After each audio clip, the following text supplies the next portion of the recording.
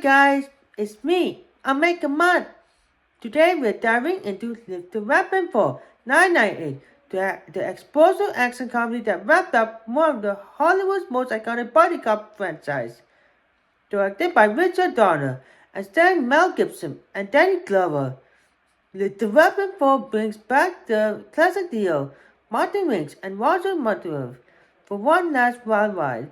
This time they are up against Chinese threats, counterfeits, money, and the reality of getting older.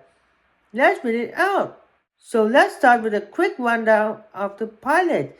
The movie opens with a massive action sequence involving a guy in a flame-proof suit, causing chaos in the city.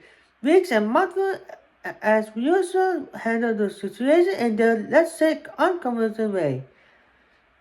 Unconventional meaning total destruction. After that, they stumble into a smuggling operation run by the Chinese threats. The criminals are bringing illegal influence into the U.S. in shipping containers, and it soon revealing that they are also producing counterfeit Chinese currency. And the big bad this time is Washington, played by Jet Li, in his Hollywood debut. He's calm, deadly, and honestly one of the best villains in the series. His martial arts skills are insane, especially compared to Riggs and Montreal, more brute force style. Meanwhile, on the personal side, Rick's girlfriend Lona, played by Wynn Moser, is pregnant, and Montreal's daughter is secretly married to Rick's partner, Detective Brothers, played by Chris Rock.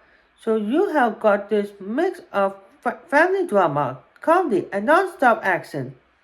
What makes Little Weapon for work is that even though the action is huge, it's still about the characters. Riggs and Montreal are older now. Montreal keeps reminding everyone he's too old for this, but even Riggs is starting to feel it. The theme of aging is big here. Both men are struggling to let go of the reckless ways. There's this great scene where Riggs admits he's afraid of becoming a father and losing his age. It's a really human moment for a guy who has seen Bob half of Los Angeles in these last three films. And the addition of Chris Rock as Butters brings fresh comic energy. His nervous attempts to impress Montreal while secretly being his son-in-law are hilarious. Then you have got Joe Pesci back as Leo Gates, the fast-talking sidekick who somehow ends up tagging along again.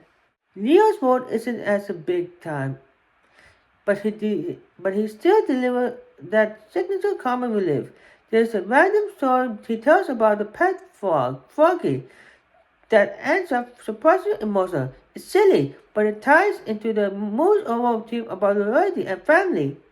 Now let's talk about what everyone comes for. The action. The movie was made in the late 90s, and it shows in the best way possible. The car chases, explosions, and shootouts all have that over-the-top energy, but it's still practical and grounded compared to modern CGI-heavy stuff. The final fight between Riggs, Montreal, and Jet Li's character is standout. It's gritty, brutal, and perfectly choreographed. You can feel the pain in every punch, especially when both cops are barely keeping up with Jet Li's speed. Fun fact, that fight took weeks to shoot, and Jet Li's move was so fast that they had to ask him to slow down for the cameras. That's how skilled he was. And Mr. Donald does a great job balancing tone. One minute you are watching a high-speed chase through traffic, and the next you are laughing at the chaotic dinner with the entire Montreal family. That's what made Little Weapon movie so unique. Action, comedy, and heart all rolled into one. Something that's often overlooked is how emotional the movie gets. Beyond the explosion of jokes, there's a strong focus on family, choosing family and real family. Riggs and Montreal have basically become partners over the years. The partnership isn't just professional, it's personal. When Riggs finally calls Montreal my best friend and says he's going to be a father, it really hits home. And the film closes with a very photo that includes everyone. Riggs, Montreal, Lona, Butters, Leo, and the family and the kids. It's symbolic of how this chaotic group of cops and friends has become one big family. It's a satisfying conclusion to a series that started with two broken men, one cynical, one burnout, who found purpose through friendship. That's why fans still look back on Little Rapid for 998 with a lot of love.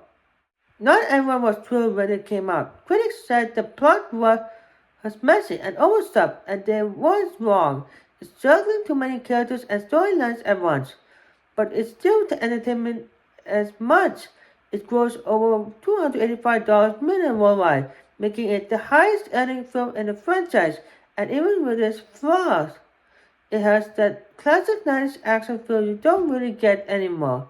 Plus, it introduced Jet Li to Western audience, which led to a whole new wave of martial arts films in Hollywood during the 2000s. So while Little Weapon 4998 might not be perfect, it's definitely a fitting and heartfelt farewell to one of cinema's greatest action duos. So to wrap it up, Little Weapon 4998 gives us everything we expect: big laugh, huge action, and a surprising amount of heart. It's a story about growing older, sticking together, and knowing when it's time to pass the torch. It's funny, chaotic, emotional, and a reminder of why Rick and Marvel remain one of the most iconic players in the movie history. And I'm giving 5 out of 5 for this movie. And that's all for now. And if you have not subscribed to my channel, don't forget to subscribe, like, share, comment, and thanks for watching. And I will see you again in the next video.